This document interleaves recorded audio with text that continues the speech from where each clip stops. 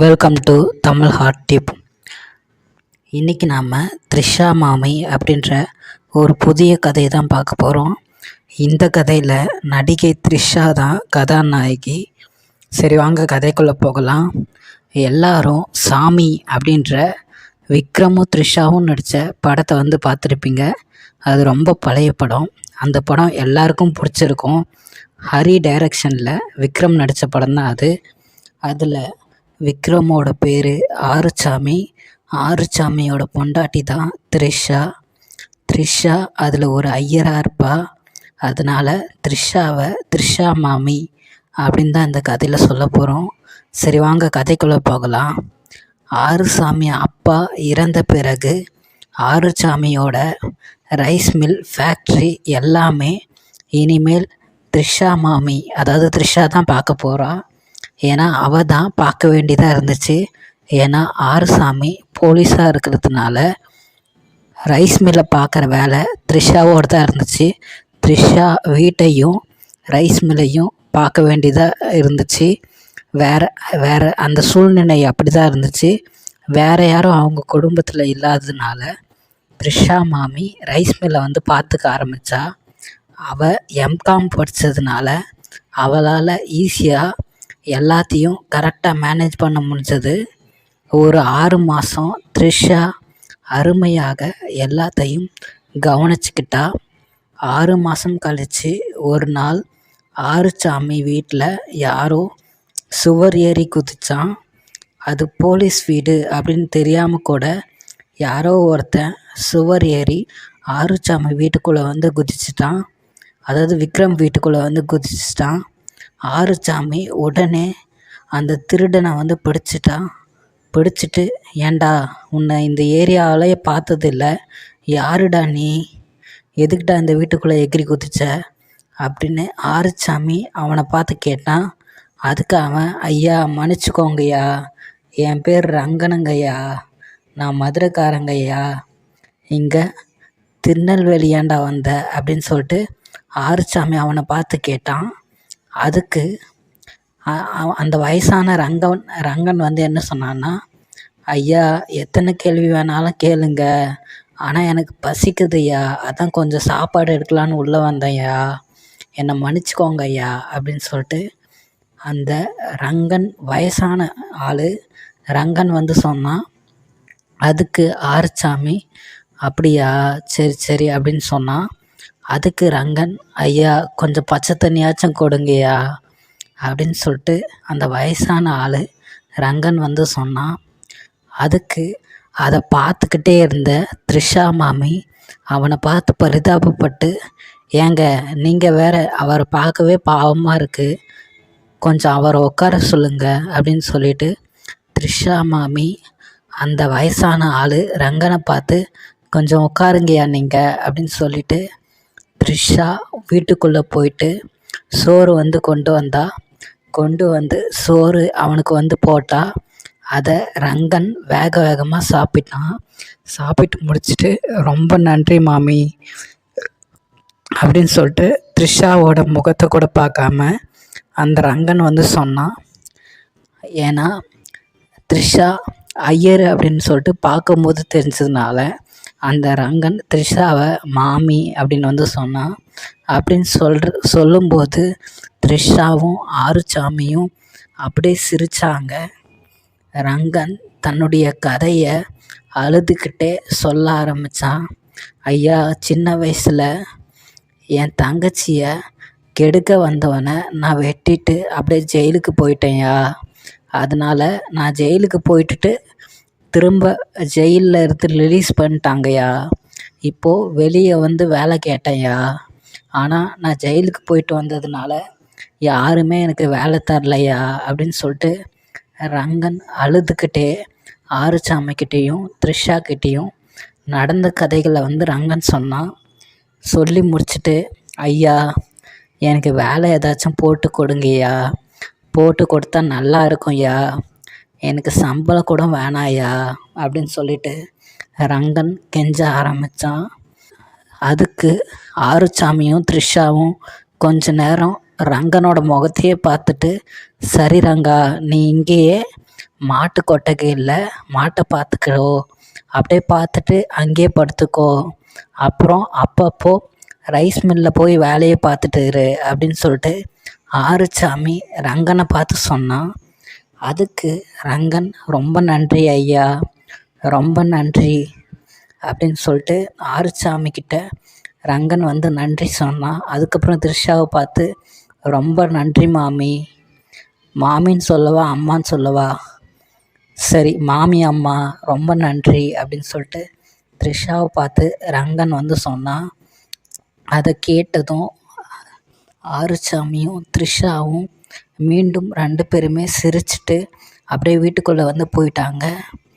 மறுநாள் காலை த்ரிஷா 5:30க்கு காலையில் எழுந்து வந்து வீட்டை வந்து கூட்டலாம் அப்படின்னு சொல்லிட்டு வீட்டு வாசலை வந்து பார்த்தா வீட்டு வாசலில் நல்லா வாசத்தெளித்து அருமையாக கோலம் எல்லாம் போட்டு இருந்துச்சு.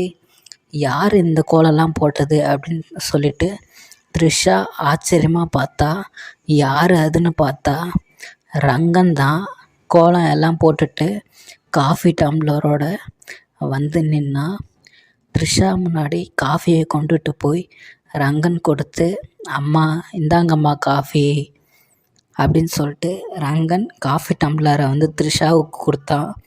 அதை பார்த்துட்டு த்ரிஷா, என்ன ரங்கா, மாட்டை மட்டும்தானே பார்த்துக்க சொன்னேன், பொம்பளைங்க வேலையெல்லாம் நீ எதுக்கு செய்கிற, எல்லா வேலையும் நீயே பார்த்துட்ட போல அப்படின்னு சொல்லிட்டு த்ரிஷா ரங்கனை பார்த்து கேட்டா.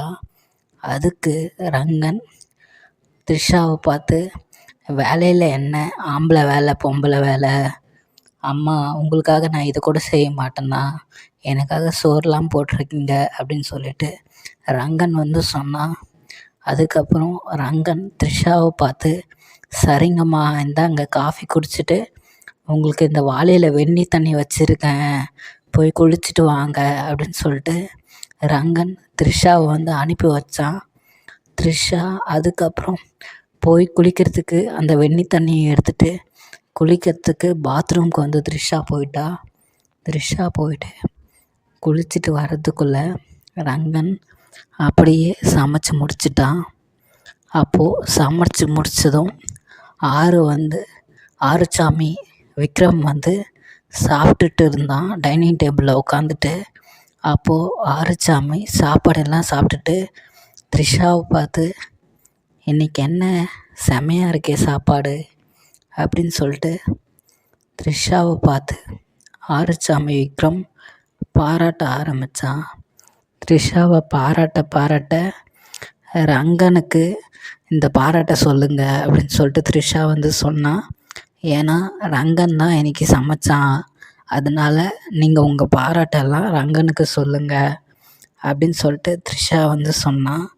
அதுக்கு ஆறுசாமி விக்ரம் ரங்கனை பார்த்து, பேசுகிறங்கா, நல்லா இருக்குது சமையல், சூப்பராக செஞ்சுருக்க அப்படின்னு சொல்லிட்டு ஆறுசாமி ரங்கனை பார்த்து சொன்னான்.